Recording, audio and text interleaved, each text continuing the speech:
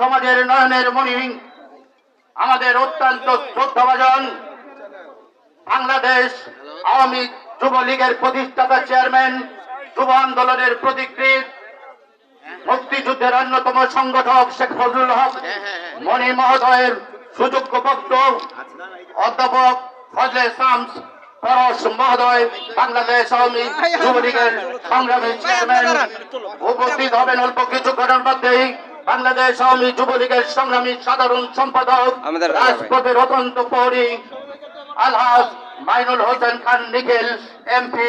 উপস্থিত আছেন বাংলাদেশ আওয়ামী যুবলীগের কেন্দ্রীয় নেতৃবৃন্দ, উত্তর এবং দক্ষিণের সভাপতি, সাধারণ সম্পাদক, আহ্বায়ক, যুগ্ম আহ্বায়ক সহ সকল নেতৃবৃন্দ ও আমার যুবলীগের ভাইয়ের, আপনাদের সকলকে মুজিবের সালাম এবং শুভেচ্ছা জ্ঞাপন করছি।